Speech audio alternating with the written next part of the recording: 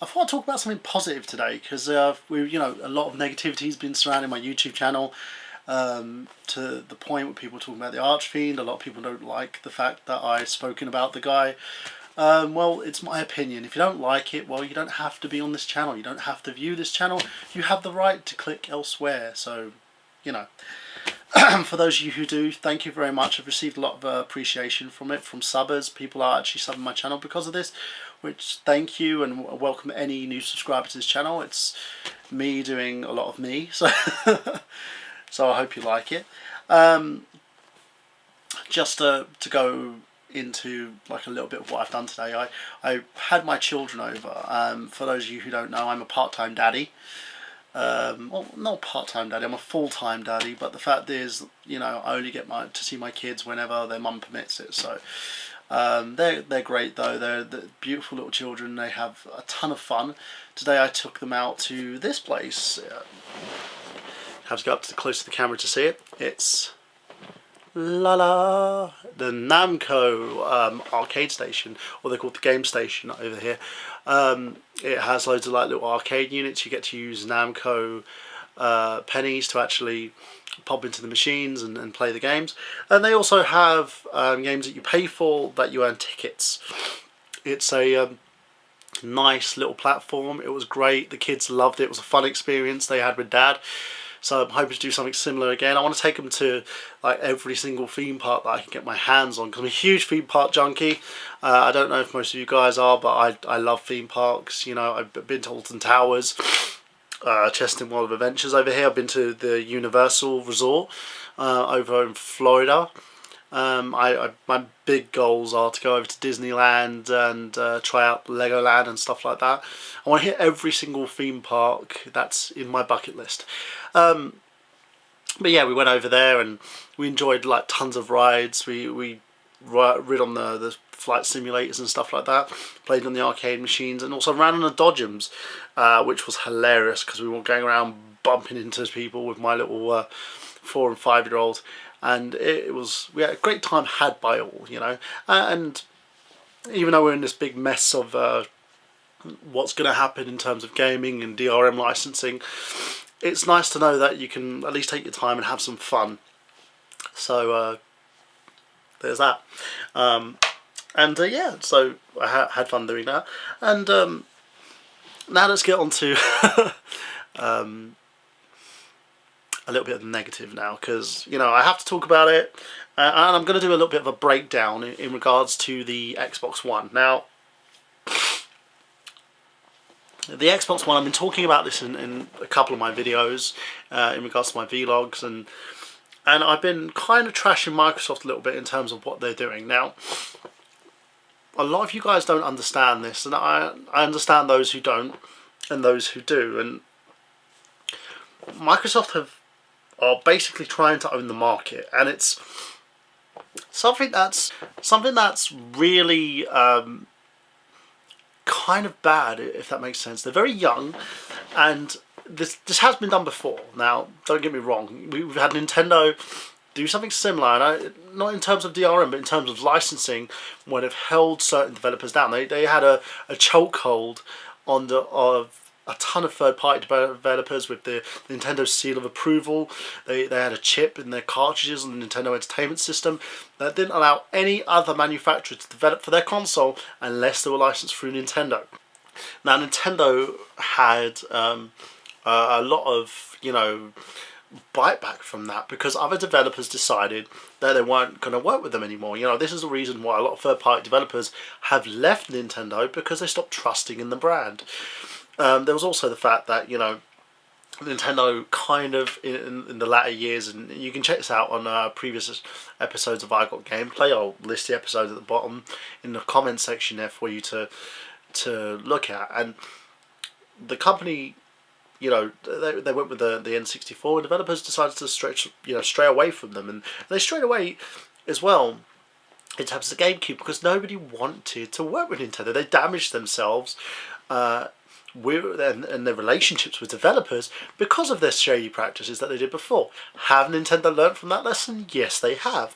They're trying to entice developers back, with the new HTML5 system that they're putting into play, and also allowing any developers to develop for the console. Now, it's a good thing, it's a positive process Nintendo are doing, and Microsoft, I do believe, may learn from this. Now, the issue that we're having is not directly affecting developers, it's directly affecting the consumer. Okay? Now, in terms of consumer, economically, from the business standpoint, the consumer are the people who purchase these games. Okay? They purchase, you get a game disc, you go to the game shop, you purchase that disc, and then it goes through a cycle. The cycle is, if you don't like it, you'll take it back, you'll use it for a trade-in, for $30 or more, and you'll purchase a new game with that game. That ain't happening anymore, unless companies such as GameStop are licensed by Microsoft to do so. But thus, it will increase the rate that the pre-owned game will go for. So say if I'm purchasing a game for $20 before, I'll have to purchase it now for probably $30 for them to make up the shortfall. Also, the fact that the rate of the trade-in is going to be lowered now, so the amount of money that you actually get back from your game is going to be even more heinous than what you had before. It's ridiculous, and it's in part because of these new restrictions that have been put into play. In terms of the mum and pop shops, people are going to lose jobs, people are going to lose businesses will shut down from this, because wholesalers who don't decide to actually do what Microsoft are going for, or instead of going to try and sell these games, won't be able to, because the discs will be deauthorized because they are not gone through a proper Microsoft channel. You haven't signed the agreements, you're not licensed to do it, so we're not going to allow you to use this game and profit off of it. So that's that. That's either you either cut off the relationship with Microsoft and you just sell Nintendo and Sony, which could happen, or you would see to the point where sales would decrease that you'd have to close your store down. It's not a great thing. It isn't for those. I'm not saying that Microsoft are totally relied on to finance these stores, but it doesn't help, and it costs people their jobs. And also, you have to look at the retail stores as well. They're going to have massive job losses over this because of the fact that Microsoft are implementing this system where you cannot rent games anymore. Game rental is not going to exist on the Xbox One. We don't know how Sony are going to be, what path Sony's taking, because they've been quite, pretty hush-hush about this. So we don't know what they're going to do. We'll have to wait till E3 to find out what their stance is. But this single-handedly may destroy the retail business in terms of game renting. So that's out of the window.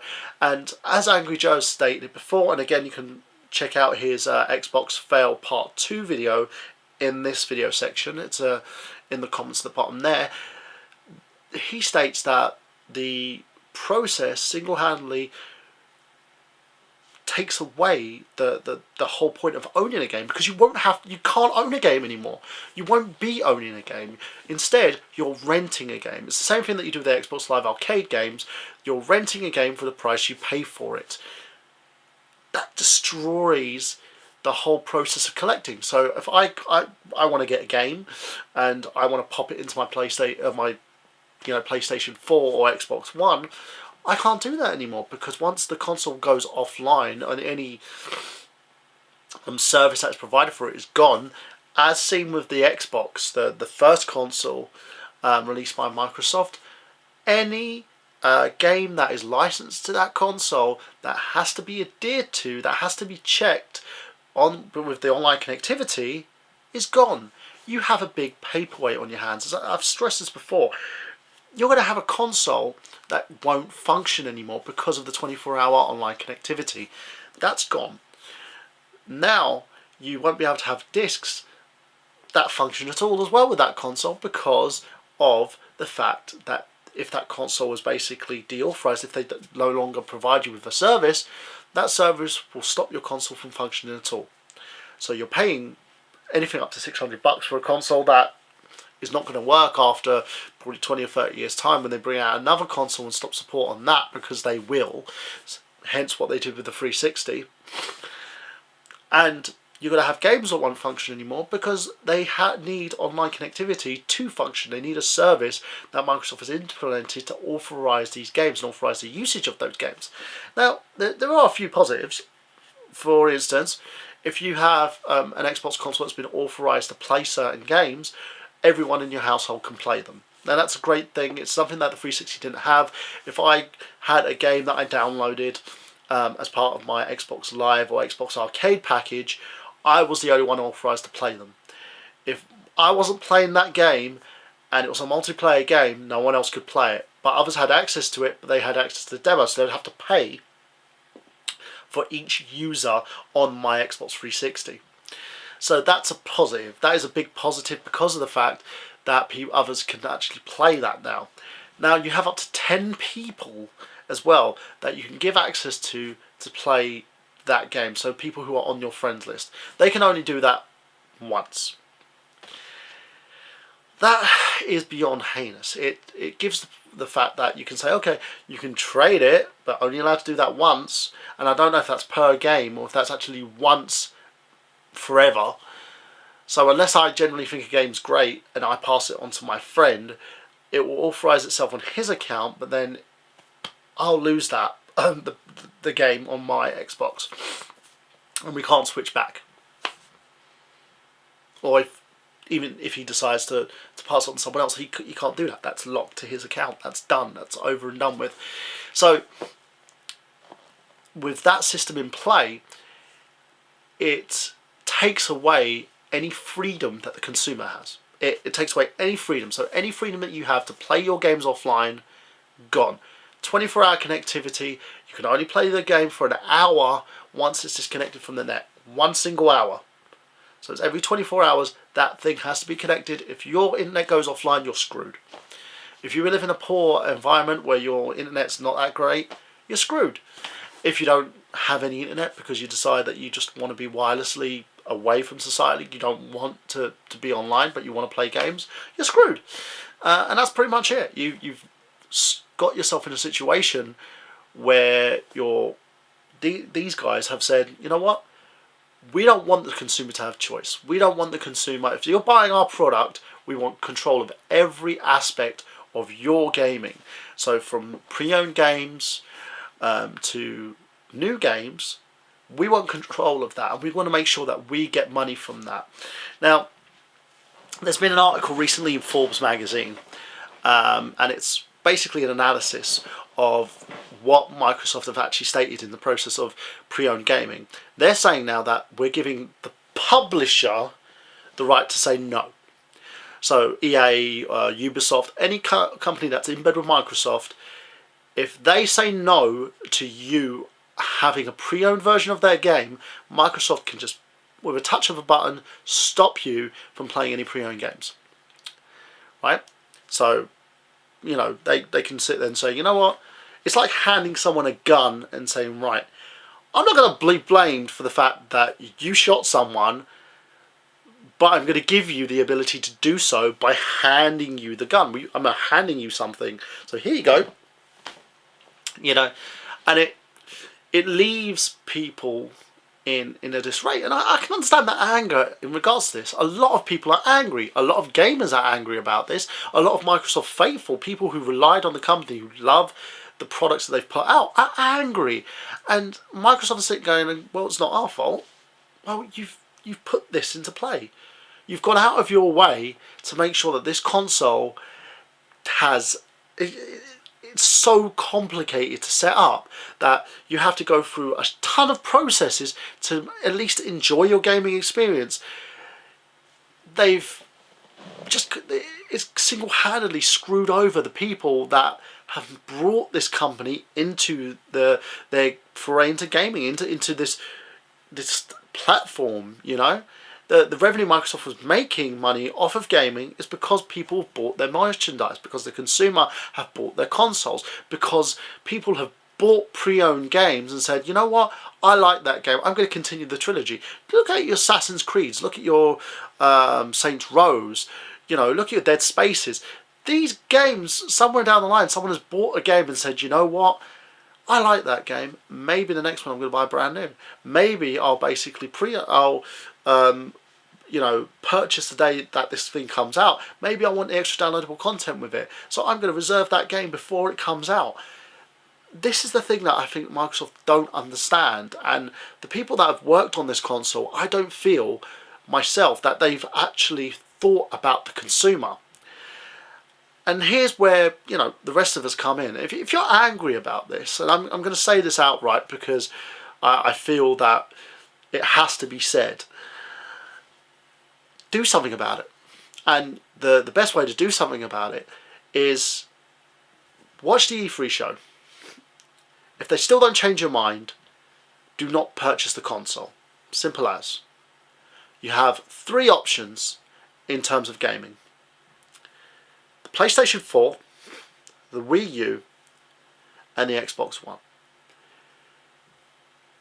I understand they have about 15 games that are going to be exclusives on this console that Microsoft are hoping to turn the tide, and they also get first dibs on downloadable content before Sony and before Nintendo. Just don't buy the console. Get them to change their mind. The only way to get them to do so is by putting a loss, giving the company a loss on release sales of this console. Do not reserve it. Do not pre-own this console. Do not purchase the console at all. And give them the shot in the arm that they need to change their mind. And trust me, they will. It's happened before.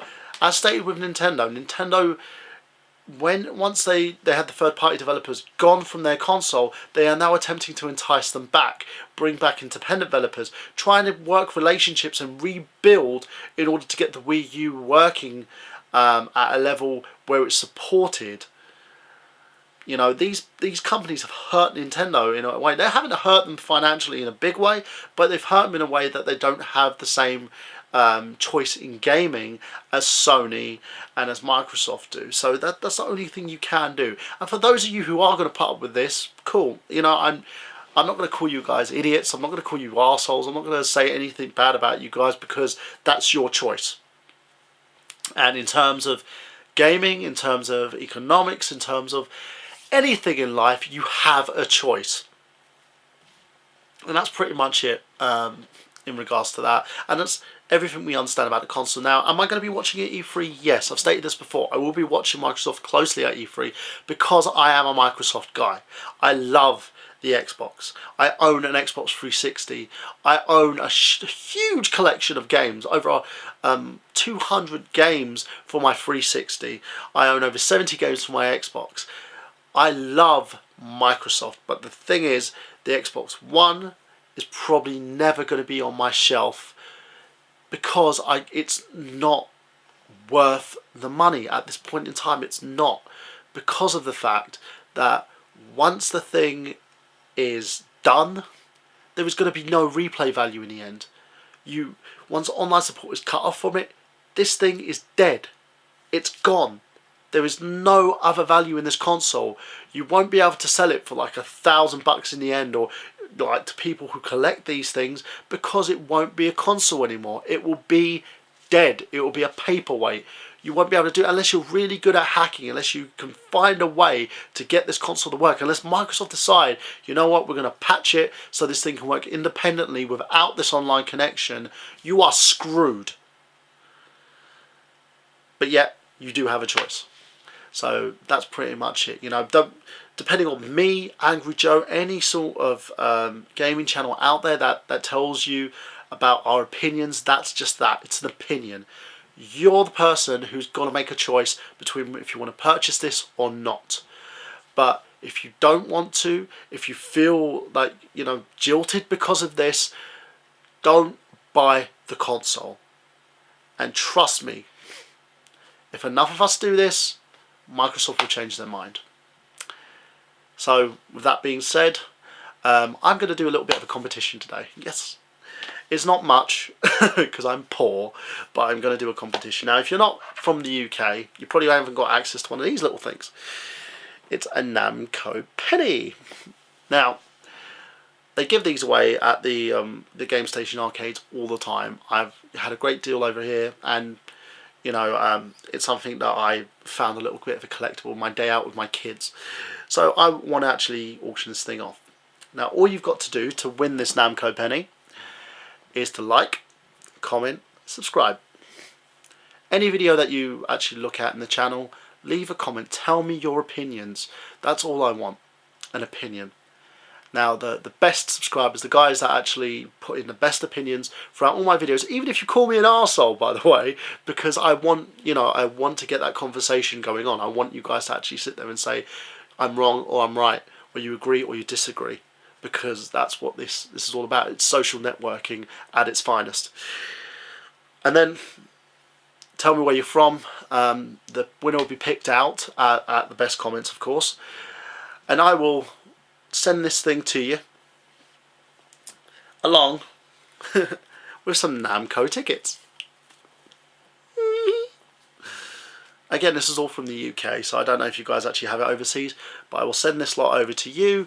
I'll pay for postage, I'll get that all done. So there's your chance to win it. So if you love Namco, you love Pac-Man, and you want to collect this little thing and this little thing, like, comment and subscribe. That's pretty much it. So I will see you guys next week for another 3 sets of vlogs. 1 gaming, 1 political, 1 wrestling. And I'm Michael Burhan.